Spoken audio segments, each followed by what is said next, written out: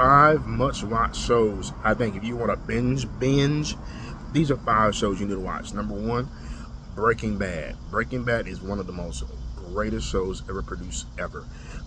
Bryan Cranston is brilliant as Walter White. This character, Walter White, goes the transformation and the character development, the depth of it. It's insane. Everyone has great development. Everyone has great growth. Also, I think that I'm in retrospect thinking about it now. They give great time for all of the characters for you to sometimes be connected to some, and I love it when shows can allot everyone great time. Even though the central story arc is, of course, Walter White, Jesse Pinkman, and their immediate circle. Even the exterior figures like Tuco or Gus Fring or they're given enough screen time that we care, but enough that will give them mystique to, if they wanted to explore those arcs, you would be willing to explore it. And so I think that's one of the greatest things about Breaking Bad. Number 2, Dexter. Now, one thing about Dexter, and I'm gonna be quite honest, I love the show, but after season 4, it does have a drop off. The screenplay writer, I think he cuts out by season 4, and you can tell in season 5 all the way up to 8 that it's not, the feeling of the show is a tad bit different.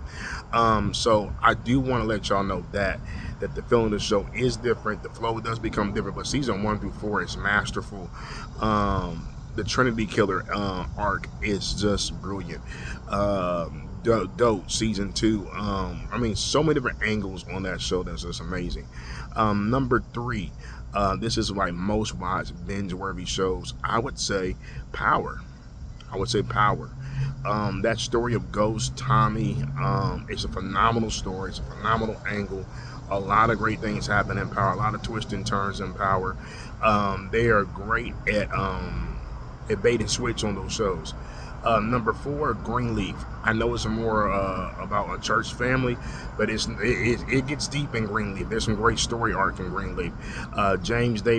Keith Davis plays Bishop James Greenleaf, Lady May. These characters are really iconic characters to a large degree. Great story of redemption of the prodigal child, of going through trials and tribulations but overcoming. It's a really, really great series to and fro, and it has a great overall story from the beginning to the end. And the way they tied in the last episode to the first episode, most shows can't do that. But yet it keep the theme, and they hit sports, so many different things. But by the last episode, they brought it all the way back to episode 1. And so where a life was lost, but the show ends where a life is saved. And what a powerful representation of redemption, of faith, of Christianity. I appreciate the show not trying to make everyone super saved, but showing people can be saved in real life situations, dealing with real things, from mental illness to family turmoil to money troubles to scandals. I think people don't really give Greenleaf the respect it deserves as a show, but what a powerful show. What an amazing show. Performances, even on the behind the scenes, the technical side of it was amazing. It was brilliant. It was a beautifully directed show, lit show, and everything written wonderful. Basie Skanks and characters like that, I mean, amazing. And they just had the right cast for these angles. Last thing I would say that's binge worthy, and most of these shows, I'm telling you, are shows that I introduced to people with, and they all got hooked on one of these shows. This is for more about my sci-fi people. Star Trek Next Generation, TNG. I think that's one of the greatest shows ever made.